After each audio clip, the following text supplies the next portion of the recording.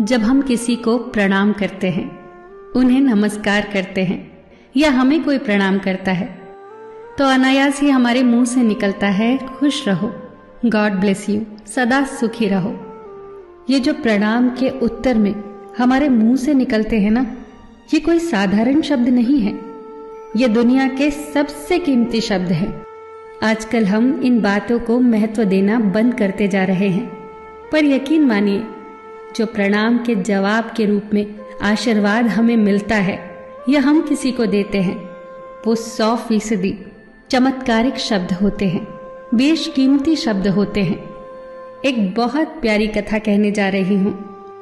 महाभारत का युद्ध चल रहा था।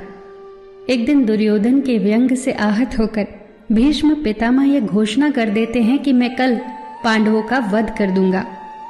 इस घोषणा का पता जैसे ही पांडवों को चलता है तो उनके शिविर में बेचैनी बढ़ जाती है। सभी को भीष्म पितामह की क्षमताओं के बारे में पता था, इसीलिए सभी अनिष्ट की आशंका से परेशान हो जाते हैं। तभी श्री कृष्ण द्रौपदी से कहते हैं, तुम अभी मेरे साथ चलो।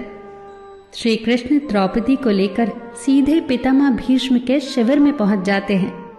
श्री कृष्ण स्वयं तो शिविर के बाहर खड़े हो जाते हैं, पर वो द्रौपदी से कहते हैं कि अंदर जाकर पितामह भीष्म को प्रणाम करो।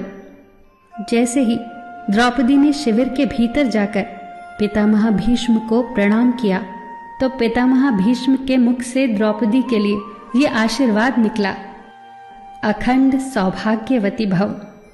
जैसे ही ये आशीर्वाद उनके मुख से निकला, उसी क्षण उन्हें स्मरण हो आया कि आज ही तो उन्होंने पांडवों के वध की घोषणा की थी और स्वयं ही उन्होंने द्रौपदी को अखंड सौभाग्यवती रहने का आशीर्वाद दे दिया।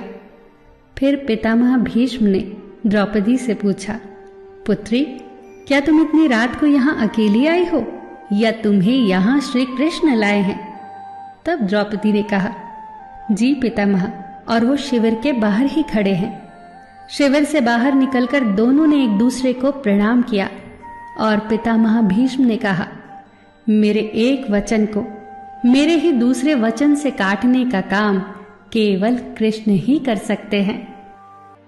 शिविर से वापस लौटते समय श्री कृष्ण ने द्रौपदी से कहा, तुम्हारे एक बार जाकर पितामह को प्रणाम करने से तुम्हारे पतियों को जीवन दान मिल गया है। अगर तुम प्रतिदिन भीष्म, धृतराष्ट्र, द्रोणाचार्य आदि को प्रणाम करती होती और दुर्योधन, दुशासन आदि की पत्नियां भी पांडवों को प्रणाम करती होती, तो शायद इस युद्ध की नौबत ही न आती। जो हर घर में कलह कलेश का वातावरण रहता है, वो कहीं न कहीं इस बात के मूल से जुड़ा है कि हम संस्कार भूलते जा रहे हैं। हम जाने अनजाने अपने बड़ों की उपेक्षा करने लगे हैं। याद रखना कि हर चीज पैसे से खरीदी नहीं जा सकती, और ये भी याद रखना कि हर बात का जवाब गूगल से नहीं मिलता। उसके लिए बुजुर्गों के पास भी बैठना पड़ता है। शरीर की खुराक के साथ साथ हमारी आत्मा को भी खुराक चाहिए, जो संस्कारों से हमें मिलती है। हम भूलते जा रहे हैं आशीर्वाद के महत्व को। आशीर्वाद एक कवच की तरह होता है, जो हर बाधा से हमारी रक्षा करता है। कितनी सुंदर बात कही है किसी ने। प्रणाम अनुशासन है, प्रणाम शीतलता है, प्रणाम आदर सिखाता है, प्रणाम से सुविचार आते हैं, प्रणाम झुकना सिखाता है, प्रणाम क्रोध मिटाता है, प्रणाम आंसू धो देता है, प्रणाम अहंकार मिटाता है, प्रणाम हमारी संस्कृति है।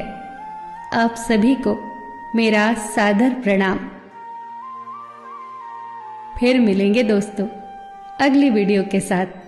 तब तक के लिए अपना ख्याल रखना और हमेशा मुस्कुराते रहना।